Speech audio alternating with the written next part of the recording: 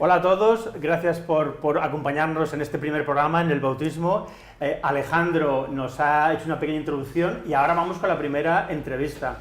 Quiero presentaros a José Manuel Sáenz, que es socio fundador de JS Advisory Services, y Antonio Fuertes, que también colabora como Senior Advisory en JS Advisory Services. Gracias a los dos por estar aquí. Lo primero, bueno, pues contarme un poquito qué es lo que hacéis, cuál es vuestra trayectoria en 2 minutos.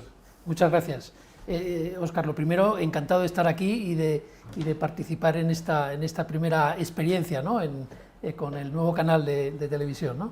Bueno, yo soy José Manuel Sáenz, socio fundador de JS Advisory. Antes me quiero referir a mi experiencia previa. He estado más de 30 años en el sector financiero, en 5 entidades financieras, viviendo bueno, pues lo que se ha vivido en el sector, procesos de integración, de fusión, y la última entidad fue Santander. Y actualmente, bueno, pues parece que no, pero a esta edad me llega la vena emprendedora, y he iniciado un proyecto en el ámbito de la sostenibilidad, precisamente con la idea de acompañar, gracias al magnífico equipo de Senior Advisors, ¿no? de personas con experiencia también, acompañar a las empresas a desarrollar su transformación sostenible, aplicando criterios ESG, de medioambiental, social y de gobernanza, y acompañarlas en este mundo complejo que es hoy la sostenibilidad, pero precisamente con la intención de tratar de hacer la vida fácil a las empresas, que creo que eso no es poco. Muy bien. Gracias, Antonio. Gracias, perdona, José Manuel. Antonio, ¿y tú de dónde vienes? ¿De dónde vengo? ¿Y tú de quién eres? ¿De quién eres? Pues bueno, muchas gracias también por invitarnos. Y tengo una experiencia en el sector energético, básicamente de 30 años, en diferentes trabajos de recursos humanos y demás. Y luego desde hace 16 años pues me encargué de la sostenibilidad de una empresa del IBEX 35, que voy a decir, era Naturgy, ¿no? Entonces, después de esos 16 años, en un momento, quizá luego haya ocasión de hablarlo más en detalle, cómo ha evolucionado la sostenibilidad, lo que era RSC en su momento, pues bueno, en un momento dado decidí también dar el salto, como dice José Manuel, salir al mundo exterior, ¿no?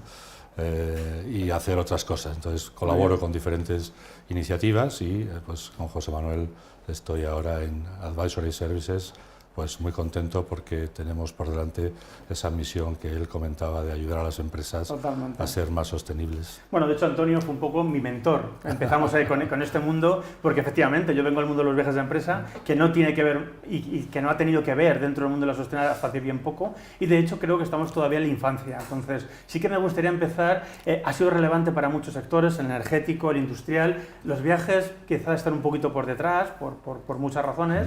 ¿Cuál es la situación actual y cómo puede afectar a los viajes de empresa esta situación de la sostenibilidad y de la ESG? Bueno, pues es una pregunta muy interesante, cómo ligar lo que ha sido la RSC y lo que es la RSC con los viajes de empresa. La RSC, la sostenibilidad, o ESG, como se llama ahora, es un tema que tiene ya más de 20 años y que empezó siendo un poco pues, una actividad filantrópica, acción social. Las empresas querían devolver a la sociedad lo que la sociedad les había dado, un enfoque, vamos a decirlo, muy soft, ¿no? Pero en este medio tiempo ha habido cosas muy importantes, como algunas crisis, también una pandemia, y el enfoque ha ido variando. Estamos pasando de lo voluntario, como dicen los ingleses, el nice to have, qué bonito que tenemos. Totalmente. Esto, estamos pasando a lo obligatorio, ¿no? Y en lo obligatorio pues hay lo que se ha denominado entre los profesionales que nos dedicamos a esto, es un tsunami regulatorio, ¿no? Sí. En el que el Parlamento Europeo, la Unión Europea está a la cabeza, ¿no? Fíjate, Óscar, que en 2000, según datos de principios de inversión responsable, hacia el 2000, el número de normas que había en el mundo relacionadas con la ESG, con la sostenibilidad, era de 40 normas, y ahora estamos en 868, de las cuales 525 son europeas, ¿no? ¿Qué exige eso? Pues un cambio de mentalidad, exige una mayor profesionalización, una integración de la sostenibilidad en las políticas de la empresa. Implica que va a haber más litigios, porque en cuanto hay normativa y legislación hay más litigios, ¿no? y Europa pues está hay quien dice que es demasiado, ¿no? Pero bueno, eso sería opinable y motivo de hablar en otro momento. Absolutamente. Pero estamos hablando de normas como la de reporting, la normativa de reporting que obliga a muchas empresas, quizás luego podamos entrar en ello más adelante, la directiva de debida diligencia que obliga a las empresas a identificar y hacerse responsable de los efectos adversos en derechos humanos y medioambientales, que al sector de viajes corporativos lógicamente le afecta. Estamos hablando de grandes planes europeos como el Pacto Verde, que sigue un continente neutro en carbono en 2050, con pasos intermedios como... Eso es un reto importante, ¿no? Con el paso intermedio del Fit for 55, de reducir 55% las emisiones en 2030, hay estrategias de movilidad sostenible, el uso de fueles sintéticos en aviación, es decir, hay una gran cantidad de normativa y desde ese punto de vista, pues lo que antes era, como decíamos, algo voluntario, pues se está convirtiendo en una necesidad en la que hay que hacer muy bien el trabajo de compliance, de seguimiento y de implantación de sistemas, ¿no? Sobre todo porque ya no afecta solamente a la parte productiva, sino que afecta a toda la cadena de aprovisionamiento y la cadena de valor de una empresa, que es donde estamos los viajes. Los viajes estamos ahí, ¿no? José Manuel, te quería preguntar, nos han mencionado que hay una directiva nueva, esa directiva de reporting, ¿cómo afecta al mundo de los viajes y cuándo entra en vigor? Pues mira, precisamente la CSRD, que es la nueva directiva europea, ¿no?, de información sobre sostenibilidad, ha entrado en vigor a principios de este año, tiene una implantación paulatina en los próximos años, de manera que este año afecta a las grandes empresas cotizadas, en 2025 afectará a las grandes empresas no cotizadas, 2026 pymes cotizadas y 2028 a las multinacionales de empresas, a las filiales de multinacionales no europeas. Entonces, esta directiva, bueno, pues es digamos, un paso más en el reporting por parte de las empresas, de manera que están evolucionando y que hay mayores exigencias. Bueno, una de las pequeñas críticas, ¿no?, que hay sobre esto es que da lugar a la implantación de unos estándares europeos en sostenibilidad, los SRS o los NEIS, si lo decimos en castellano, que nada más y nada menos que para las grandes empresas implican 1.170 data points sobre los que van a tener que informar. De estos, el 70% es información cualitativa y el 30% es información cuantitativa, ¿no? Entonces, las empresas ahora, precisamente, pues este año ya empiezan a iniciarse en todo esto, ¿no? Y algo sustancial es que, efectivamente, como bien has dicho, no solo afecta a las empresas, también a su cadena de valor y, por así decirlo, va a ser transversal a lo largo de toda la empresa, ¿no?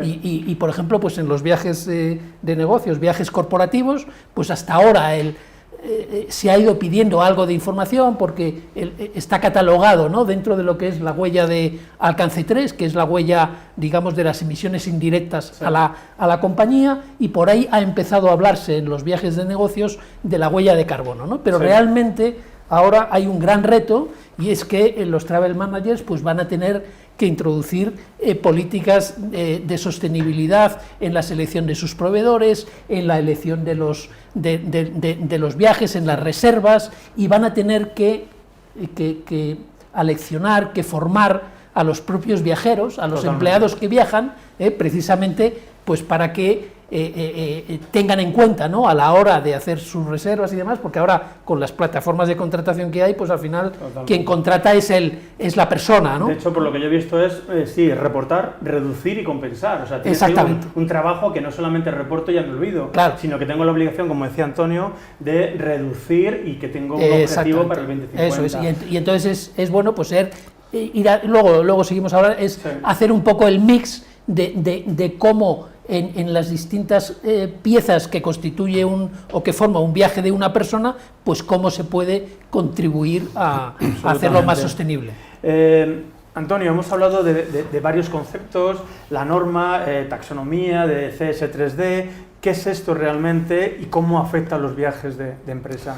Pues en línea con lo que estaba comentando José Manuel, afecta de una manera muy directa esas dos que has mencionado, la taxonomía y la directiva de la CS3D, que es la directiva de diligencia debida, aprobada esta última en julio, del 5 de julio me parece de este año, y bueno, lo que está diciendo es exigiendo a las empresas que sean responsables de identificar, mitigar, controlar, reducir los efectos adversos, tanto en derechos humanos como medioambientales, ¿no?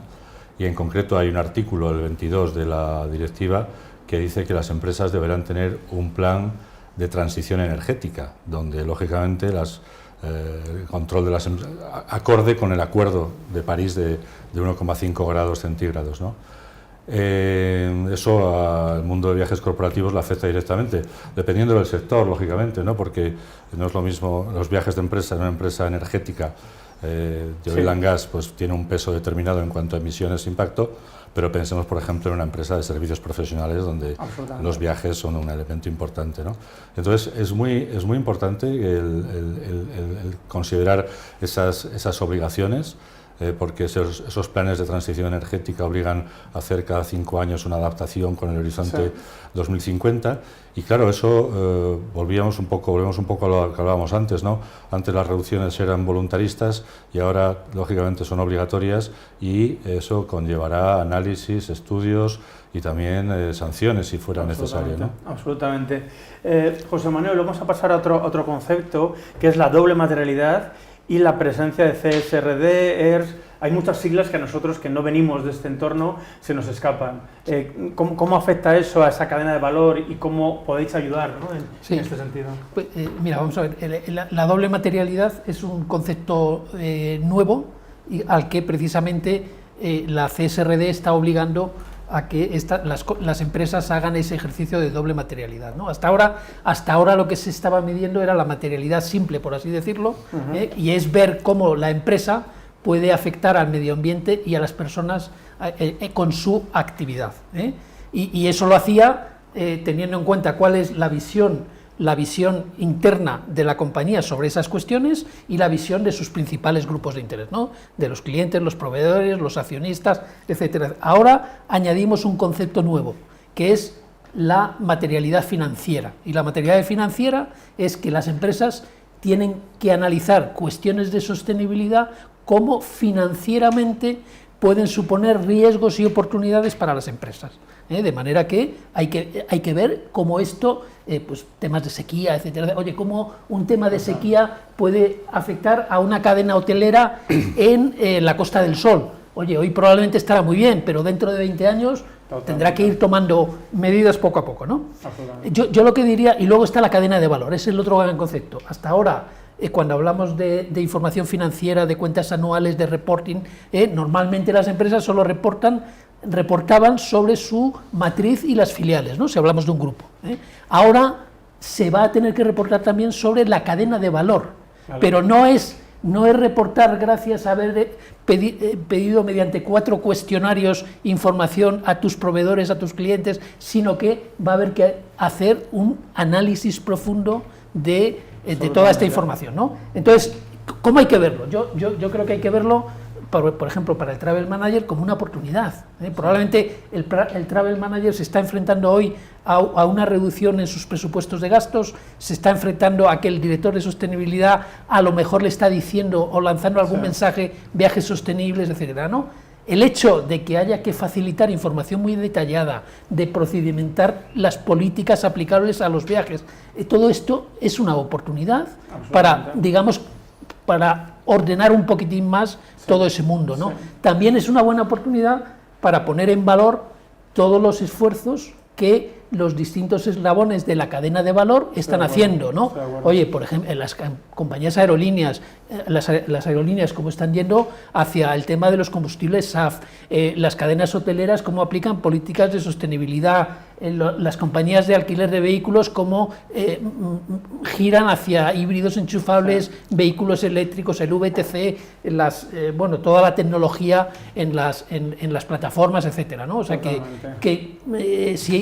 yo diría que esto es una oportunidad. Yo estoy de acuerdo contigo, es una oportunidad.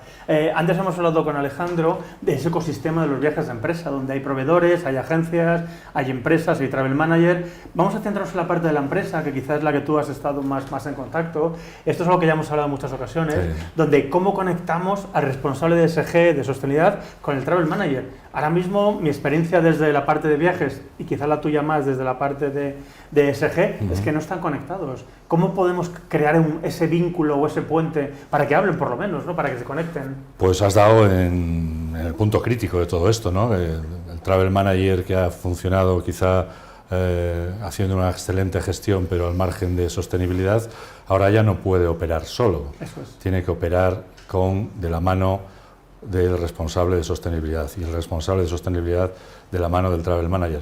Sobre todo en dos grandes aspectos creemos en Advisory Services. Uno de ellos es ofrecer información, porque el responsable de sostenibilidad dentro de esas normativas de reporting tiene que dar información, y los viajes corporativos son el punto 6 del scope, del alcance 3 del protocolo, del GHG Protocol, que es el estándar que se sigue para reportar emisiones, ¿no?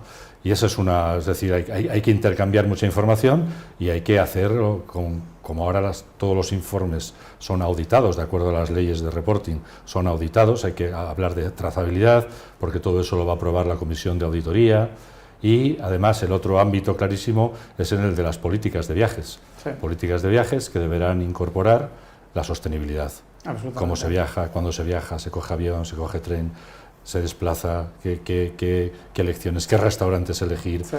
cuántos días fuera, cuántos días... Bueno, es un reto. Es un reto. Un reto y una oportunidad. Yo estoy de Entonces, dos funciones, la sostenibilidad y los travel managers, que seguro que han convivido en paz y armonía durante mucho tiempo, ahora van a tener que cohabitar, por decirlo así, ¿no? Totalmente. Van a tener que ir Totalmente. a vivir juntos, ¿no? Para poder Totalmente. dar respuesta a estos retos. Gracias. Ya para acabar, siempre hablamos de tecnología. La tecnología está presente en nuestras vidas desde por la mañana hasta por la noche, ¿no? ¿Cómo encaja la tecnología dentro de este mundo de la sostenibilidad? Ya para acabar. Pues mira, para acabar con este tema, la tecnología diría yo que es o está siendo la clave para poder avanzar en sostenibilidad y para poder avanzar en todos los sectores, ¿eh? Y ejemplos tenemos, pues como por ejemplo todo el tema de la tecnología de las placas fotovoltaicas, que gracias a ellas hemos podido sobrevivir a una crisis como consecuencia de la guerra de Ucrania, la tecnología que se está impregnando en todos los procesos de las industrias a través del IoT, o tecnología aplicada al mundo de los viajes de negocio, que precisamente pues nos permiten, cuando estamos haciendo la reserva de un viaje en tiempo real, saber cuál es el consumo comparativo de distintas alternativas para hacer un mismo viaje, o qué políticas está aplicando un hotel, etcétera, ¿no? Y a la vez, oye, pues nos ayuda a algo que precisamente es a todo este tema del reporting y de ir teniendo información sobre cómo en las empresas, ¿no? Está afectando los viajes de negocio a la sostenibilidad, a la huella de carbono, tomando medidas, incluso, oye, pues a la hora de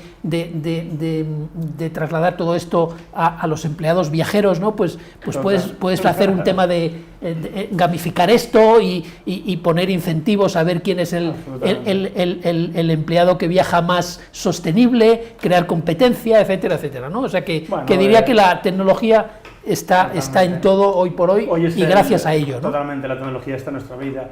Esto volveremos a hablar de ello, porque como bien habéis dicho, está evolucionando, está cambiando, por suerte. Gracias por acompañarnos en este primer programa. José Manuel, Antonio, mil gracias. Gracias a vosotros. Espero que pronto nos volvamos a ver y nos contéis más cosas. Muchas gracias. Cuando queráis.